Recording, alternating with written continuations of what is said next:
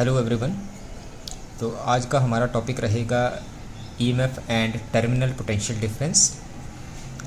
ये दो टर्म्स हैं हमारे पास और दोनों ही पोटेंशियल के साथ ही रिलेटेड हैं। तो हमारे पास एक सेल है, हमने एक सेल को टॉर्च में डालना है। एक बार टॉर्च को ऑन करके देखना है और एक बार टॉर्च को ऑफ करके देखना है। उस वक्त हम सेल का पोटेंशियल डिफरेंस मापने की कोशिश करेंगे। तो फिज़िक्स की टर्म में हम जो सर्किट बनाने जा रहे हैं वो कुछ इस तरह से है। ये है हमारे पास एक सेल, ये है सेल की इंटरनल रेजिस्टेंस। ये हो गया एक सेल हमारे पास। हम इस सेल को एक टॉर्च में डालने जा रहे हैं। Capital R is the resistance of bulb of the torch और ये हमारे पास आ गई की। वही सर्किट हम दोबारा बनाने जा रहे हैं उसी टॉर्च के लिए, उसी सेल के लिए।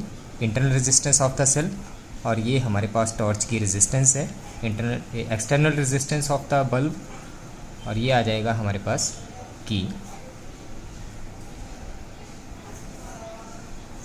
अब एक बार ईएमएफ के केस में हम की को ओपन रखेंगे, मीन्स हम टॉर्च को ऑन नहीं करने जा रहे हैं। अगर हम टॉर्च को ऑन नहीं करते हैं तो ये वाला बल्ब नहीं जलेगा। बल्ब नहीं जलेगा मतलब सेल से कोई भी करंट बल्ब तक नहीं आएगा। उस वक्त अगर हम इस सेल की पोटेंशियल को मेज़र करने की कोशिश करेंगे with the help of volt meter, तो वोल्ट मीटर जो हमें वैल्यू बताएगा उस वोल्टेज को हम बोलते हैं EMF. This will be the full value of the voltage of the cell. ये सेल की पूरी वैल्यू होगी। और मान लो अगर हम इस केस में इस की को ऑन कर देते हैं, जैसे ही की को ऑन करेंगे ये बल्ब जलने लगेगा। उस वक्त अगर हम सेल की वोल्टेज को मेज़र करने की कोशिश करते हैं तो सेल की वोल्टेज हमें फुल नहीं मिलेगी। क्यों नहीं मिलेगी? क्योंकि इस सेल का जो कुछ एनर्जी का पार्ट है वो ये बल्ब यूज़ कर रहा है, मतलब current is flowing through this resistor, external resistor जिसको हम बल्ब बोल रहे हैं।